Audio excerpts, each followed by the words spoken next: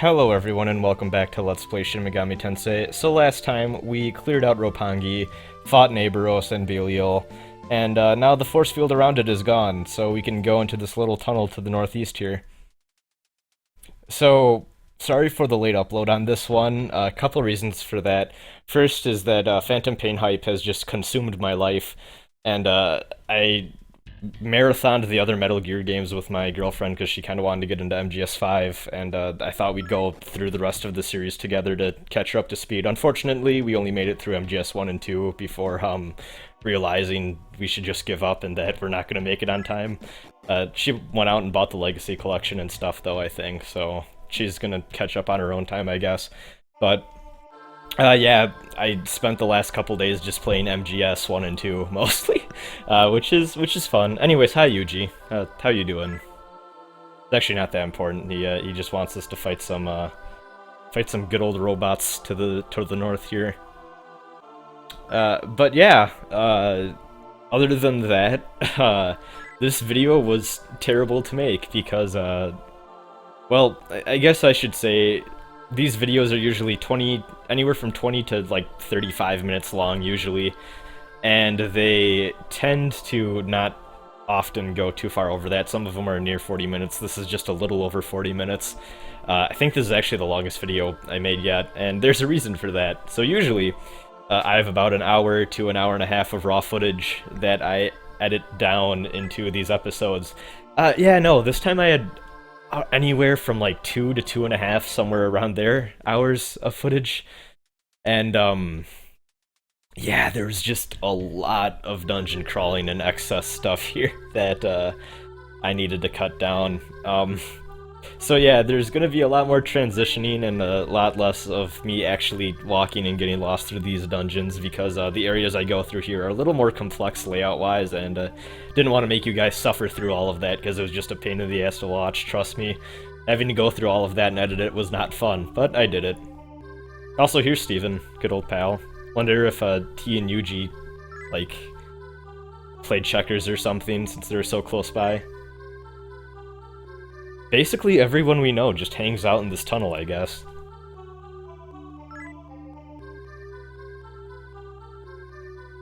Alright, so he just gave us the ability to summon 4 demons at once, which is pretty nice. If anyone hasn't noticed yet, I only ever have 5 people out at most when I have 2 humans in my party, because I could only summon 3 demons before. Now I can summon a full party's worth. So that's nice to have. And here's a little terminal here. So important thing about that passageway is it's kind of a split between different areas you can go in the storyline. We're going to go to an area that we probably shouldn't really now. Basically, the thing Yuji told us about was straight ahead in that passageway from the way we came in from. It's a little optional dungeon. And the area we were going to, well, Ginza's just a town, but there's an area we're gonna go to past Ginza. But the area we're gonna be going to in this episode is a place you generally don't go until a little later on in the story. But we might as well go here a little earlier so I can get a very specific item I want, which will be another topic later on in the video. But as for now, let's walk around Ginza, see what is going on. Ginza is very, very large, probably about as big as Shinjuku, maybe a little smaller. But yeah, there's just a lot of random nooks and crannies here, and then there's a second floor that is just massive and a pain to get through that second floor. A lot of stuff there, though, in terms of incenses, and actually a lot of trap chests, too, which is just not fun, but we'll make our way through it.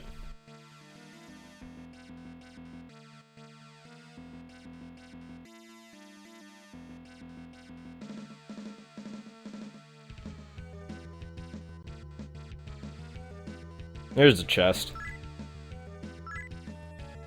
Alright, so we're gonna give this this here Vitality Incense to Kazuya. It's doing pretty good, actually, on max HP, already in the 400s. If anyone is wondering, it does cap out at 999. That is the largest amount of HP a party member can have, both human and demon.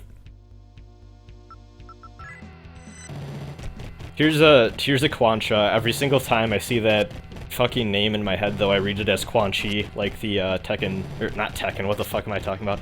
Like the Mortal Kombat character. Even though that dumb skeleton thing has nothing to do with Quan Chi. Just, I don't know why that name just reminds me of him. Sounds similar, I guess. There's a Hobgoblin, which something that's always bothered me, and as much as I like looking up stuff about folklore and mythology and all that, what the fuck's the difference between a hobgoblin and a goblin? Never really got that.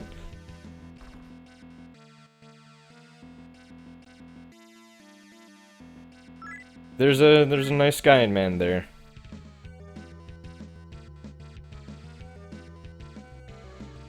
So, Ginza kind of looks like a place that would be ruled by the Gaians, but actually there are both Gaians and Messians around. It's a pretty well-balanced community.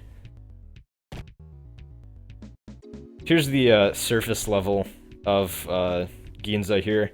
Now, you can actually go out to the world map from here, and there are these 4 different entranceways on the world map to Ginza, and each of them have their own little location. Like, one will have a Gaian church, one has a Messian church, and one has a neutral healer, and I don't remember what the 4th one has. Either a shop or just nothing at all, actually.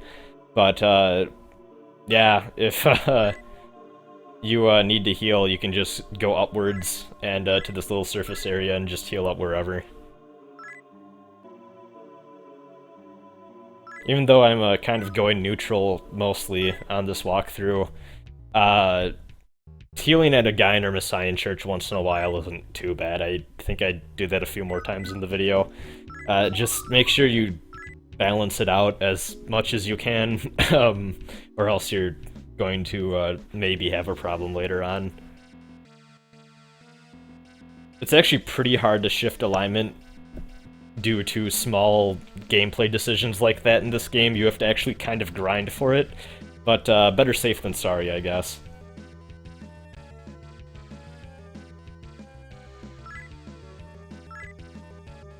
Angry Gaian man.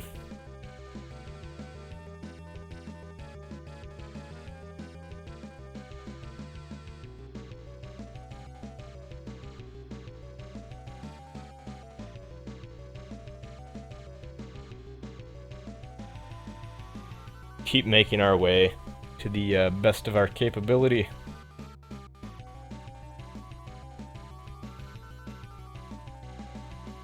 Actually looking for something pretty specific on this floor, I just remembered.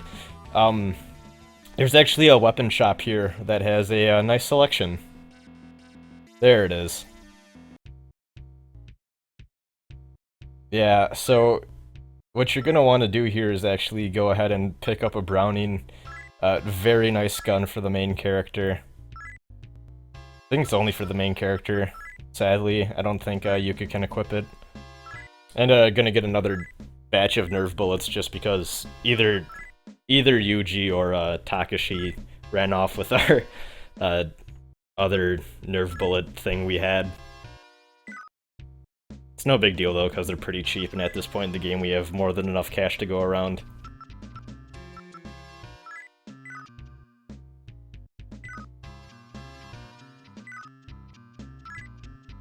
So, kind of around the post-apocalyptic portion of the game, melee weapons kind of don't really exist in shops all that much, or if at all, actually, I think. You really can only get more swords or whips or whatever else from basically random drops and treasure chests.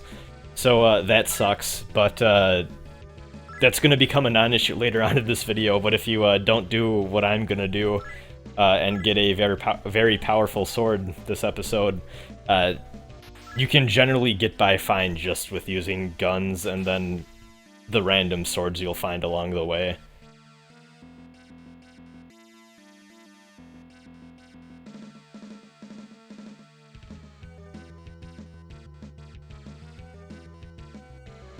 Alright, so let's go down to the second basement floor, and oh my god, I fucking hate this place. Not only are the demons here probably the most powerful, maybe the most powerful demons, definitely some pretty annoying batch of demons in here. Possibly not the most powerful ones that we can encounter yet, but they sure do feel like it. But yeah, a lot of this part of my footage was just me running away from encounters because I didn't want to deal with them, and I just thought I could fucking grind later on, and I just don't want to fight these enemies. A lot of them have just stupid status effect magical attacks, or magical attacks like Mazanma or Miragi and stuff like that that can just hit everyone and aren't fun dealing with.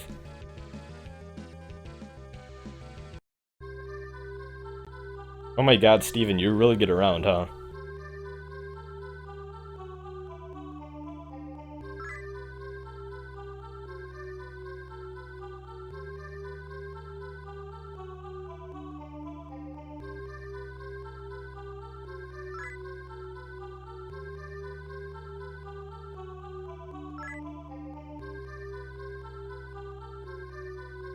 Yes, I could.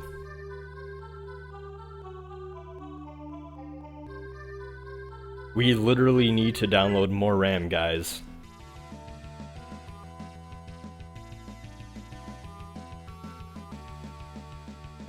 I actually really like the music here. It's pretty nice.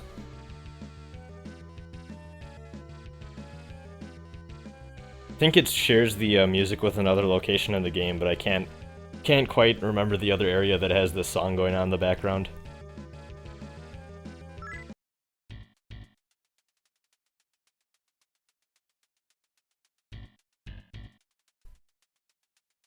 So this third basement layer looks pretty different, actually. It looks a little special compared to the other areas in the game, just because it has a weird Dorito-esque tint over it. So we're gonna explore down here a little bit.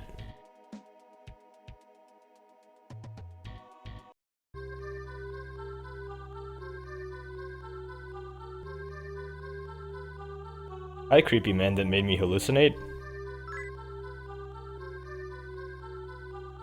No.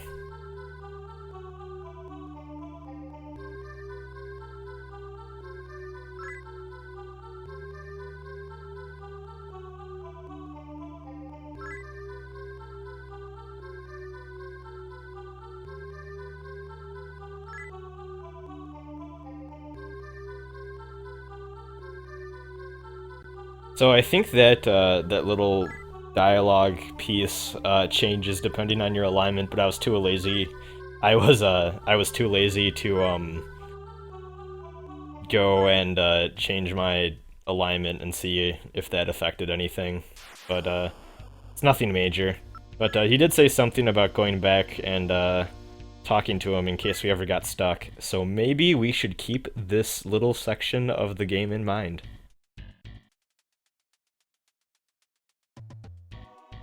It's actually a pretty tiny floor, especially compared to Ginza B1 and B2.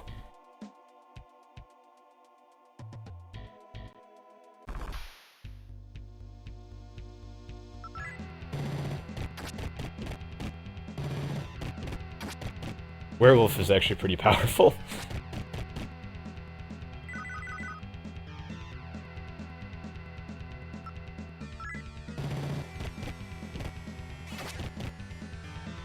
Killed one of my demons.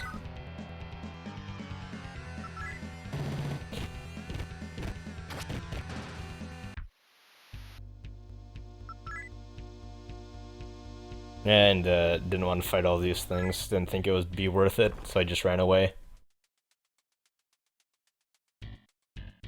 I learned nothing from Shinji. And just another trap box. Not fun at all.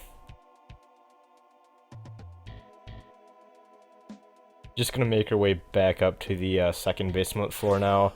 Nothing of note really in here other than that little NPC conversation.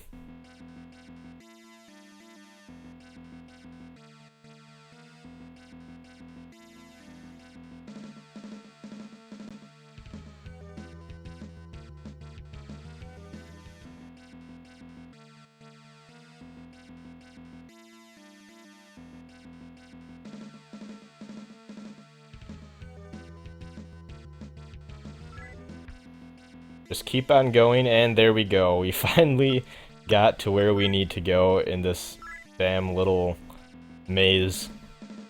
Alright, and I'm just gonna heal up really quick before I end up tackling a little bit of a mini-boss, I guess you can call him. Picked up that luck incense earlier, decided to just use it on Kaz. And then I just, yeah, scrolling past all me using life stones and whatnot. Alright, so this fight is a summoner fight, which only a few of these in the game. Basically, if you encounter another summoner, they'll just send wave after wave of demon after you. Fortunately for our first fight with the summoner here, it's not too bad. Gonna summon a minion just because I want to have more than 4 people out for a boss fight. But yeah, for these first 2 waves of demons, you can just use Yuka's Mahama if you have it at this point, and just basically clear all of them out. So, yay for instant death spells, I guess.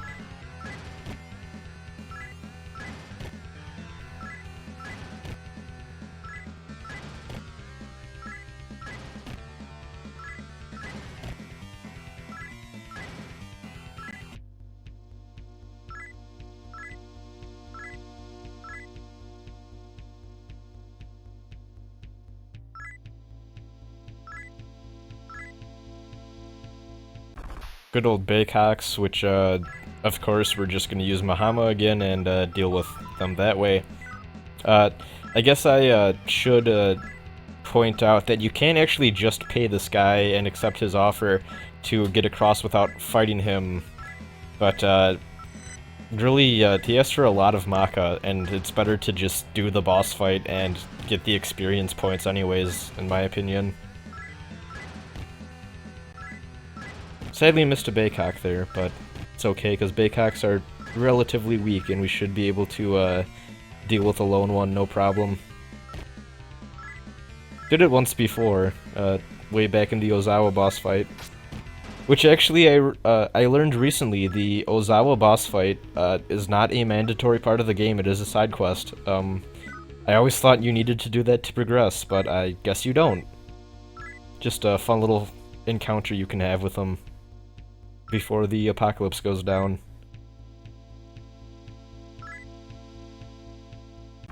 Alright, now this is the third and only form that's actually remotely challenging. Even then, it's not too bad. Unfortunately, Mahama does not affect Laki, but what you can do is just use multi-target spells, status effect bullets, etc., etc. Like, the Browning does a lot of damage, and as you can see is, well, usually pretty effective. Only got 1 demon there, sadly, that time, but we'll get him next time around.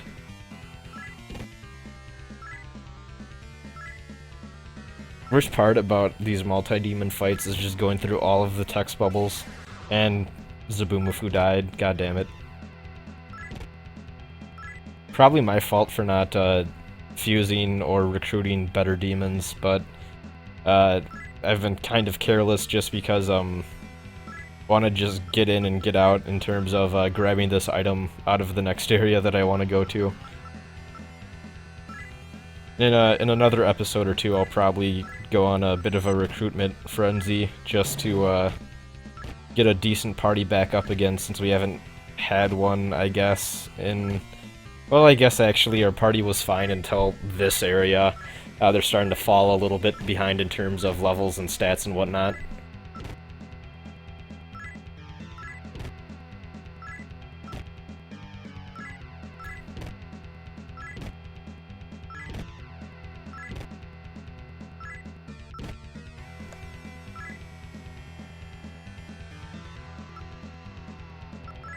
Almost there. We're slowly but surely making our way through this damn encounter.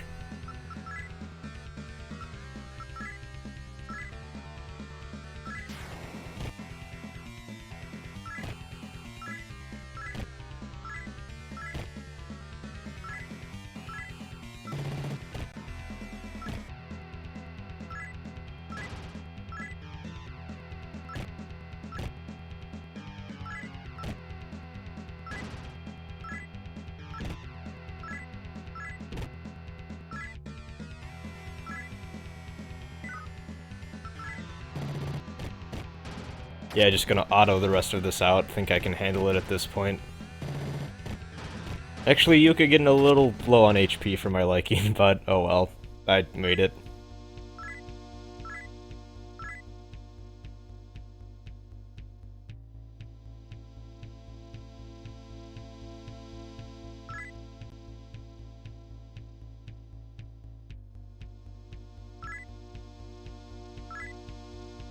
Too bad.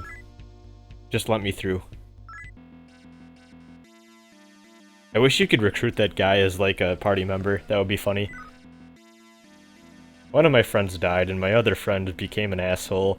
So, good old, summoner friend Dave that hangs out in the Ginza basement can, be our new friend stand-in.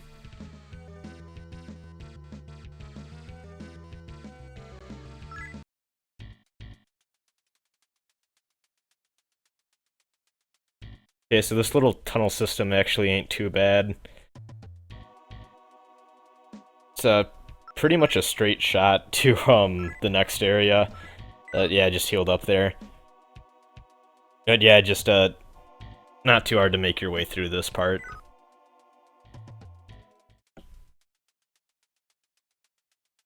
Decided not to go in there, but if I recall, there's actually an item in there that I'm gonna go back for a little later. But for now, I just wanted to make it to the next area, just so I could rest up and heal and save and whatnot.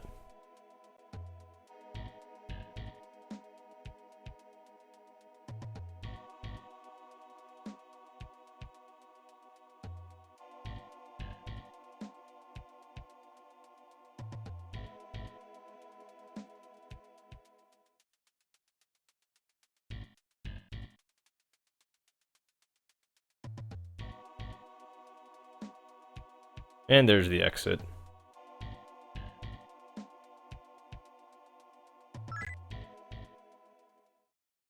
Now we can finally see the world map again. Go a little bit to the south here, and we are in Shinagawa, which, like I said, not really supposed to go here until a little bit later. Demon encounters here aren't too bad, maybe a little bit stronger than what you're used to if you go as early as I did, but nothing you shouldn't be able to handle. Gonna heal up at the Messiah Church here. Just cause I can, and I kinda need a healer. If you go around back, if you go around this little block of walls, there is a neutral healer, but I just didn't want to take the risk. I just wanted everyone back to full health.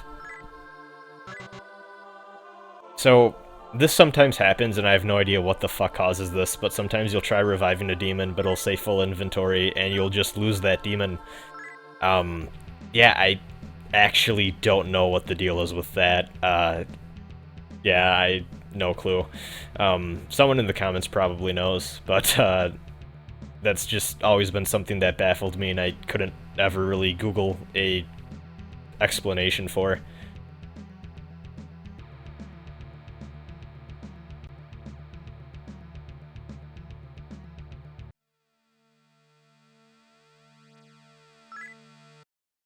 Finally save here, and then we don't have to go all the way through that stupid basement area just to get back here, thankfully. 2 terminals reached in one episode, though. We're making some major ground.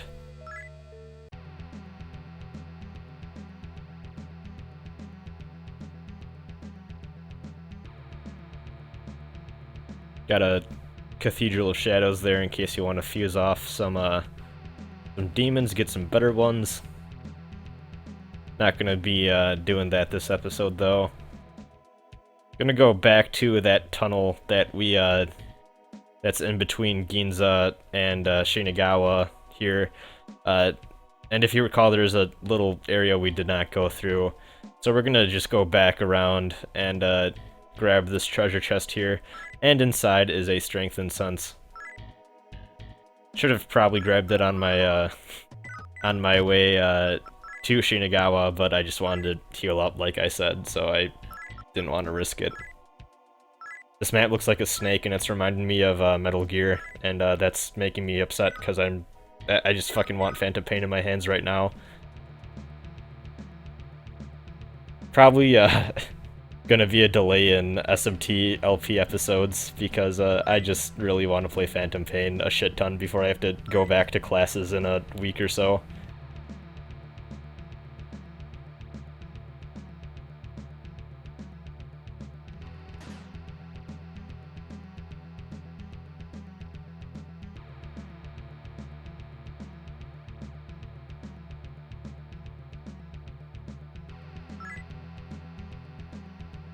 So if you haven't guessed by now, Shinagawa is kind of the central headquarters of the Messian base. There's a big church here, and then all these Messian NPCs around, and not a single guy in sight.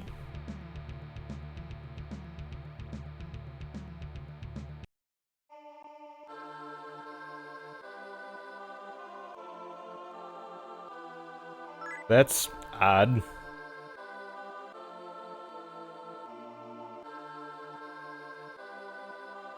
Did Yuji's ghost become the Pope?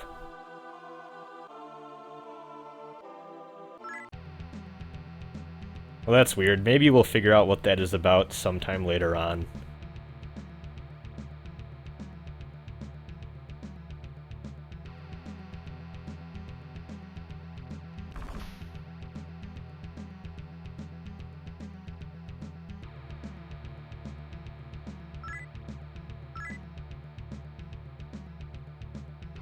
Never can have too many gems.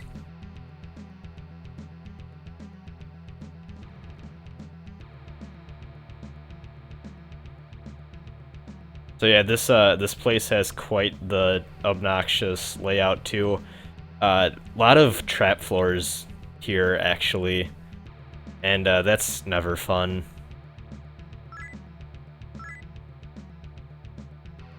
And empty treasure boxes. It's almost more disappointing than getting a trapped treasure box because it's like you're waiting for something to happen when you open up that box and just there's nothing.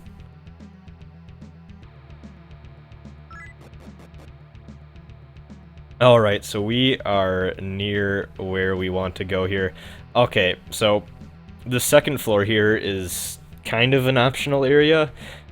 So the gimmick here is that there's a bunch of these singular rooms and a lot of the floors, a lot of the floor tiles here will spin you around and teleport you to different parts of Shinagawa. And really the only thing is that there's a lot of different loot boxes in here and whatnot. So you can get some incenses, but we are here for one specific item.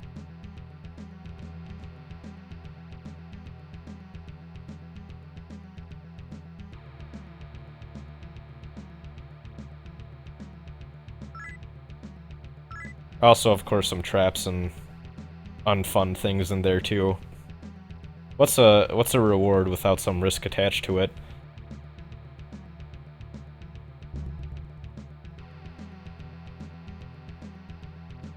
And unfortunately, as you can see, hit a teleport tile there. Just going to keep cutting to show all of the different rooms that I explored. Some of these tiles will warp you all the way back to the first floor, and it is not a fun climb back to this room. Quite the pain in the ass.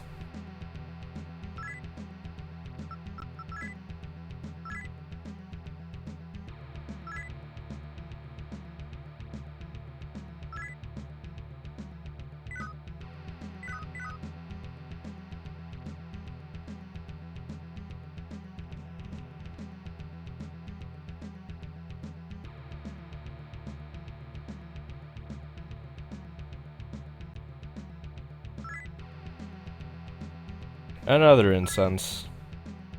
I think that's 3 now, alone on this, Well, actually, no, this is from when I got teleported down to the first floor, and I, explored a bit more. Gave that one to Yuka, actually, just, I think Kaz has enough intelligence for this playthrough, so I just decided to, give the rest to Yuka, since, she's magical-based. and can probably make more use of it than I can. Okay, so this is the room that we actually need to go into, and approach it from the side that I do, because the tile next to the entrance to the right of where I was on the map is actually a trap tile that will teleport you again. So you need to kind of approach that room from a specific direction. But we did get the Kusanagi... I'm just gonna call it the Kusanagi. So this sword is special compared to other swords in the game. So we teleported all the way back to Shinjuku, and now we're going to go ahead and recruit some demons because we need to fuse out something specific. So sure enough, this is in the first floor of Shinjuku again, like I said in a previous video. Little area where there's just a bunch of random fusion fodder demons that you can grab. So we're gonna grab a fallen demon, and we're gonna grab a fairy demon. Jack Frost should do the trick. Good old mascot characters.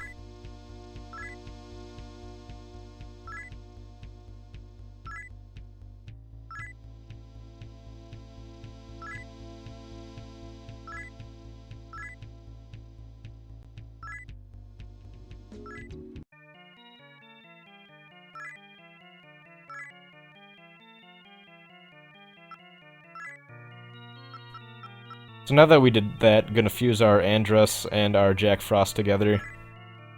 And we are going to get a angel.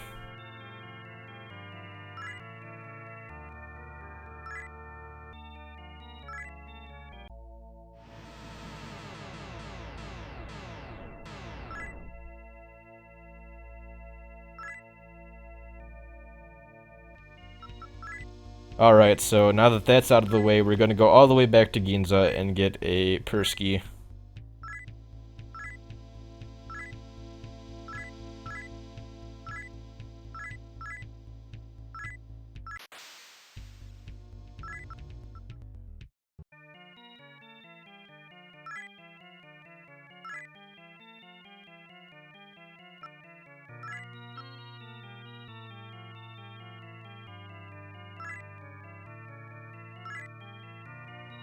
Now that we did that, we can fuse our Zabumafu and our Persky for a gnome.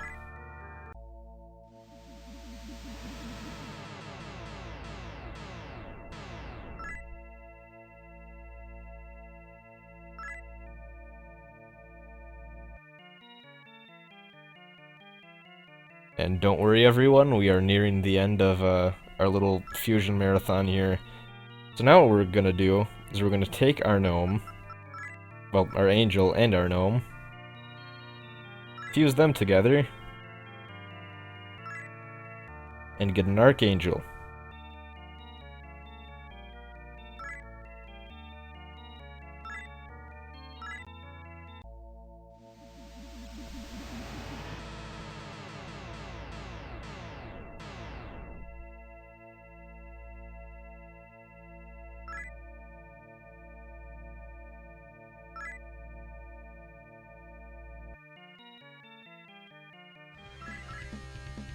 One more time going back for a recruitment run to grab a few more demons. Gonna again want to make an angel, so once again went back to Shinjuku first floor and just decided to grab a goblin and grab another Andrus.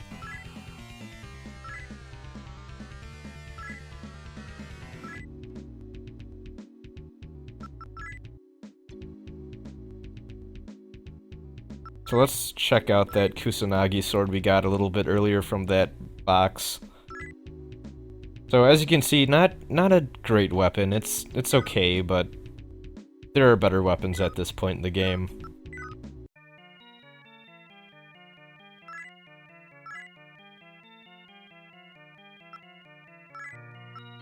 Let's make that angel we were talking about just a little bit ago.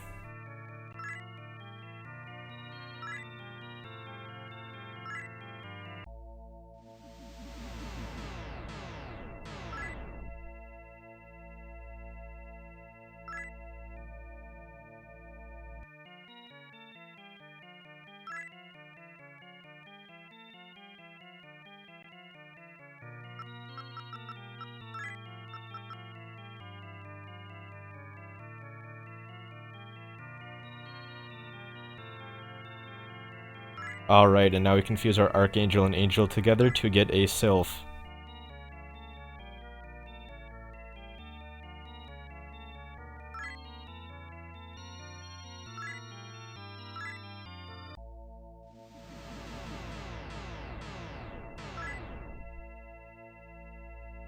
There we go, we got our Sylph.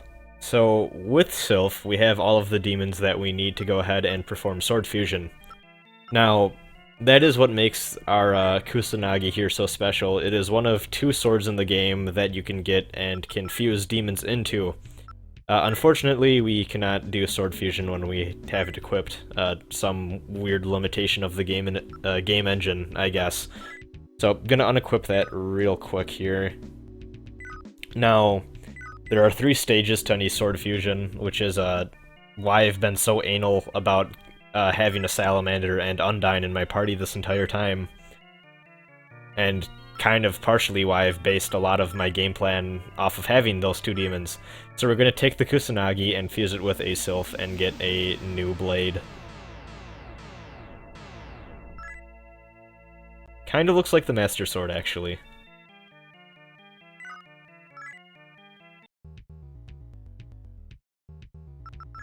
So let's go ahead and see how good this sword is. Gonna equip it. Can actually equip these swords to either Kazuya or Yuka. As you can see, it's a pretty good sword. Very powerful, and actually quite useful for this point in the game. But we can do better.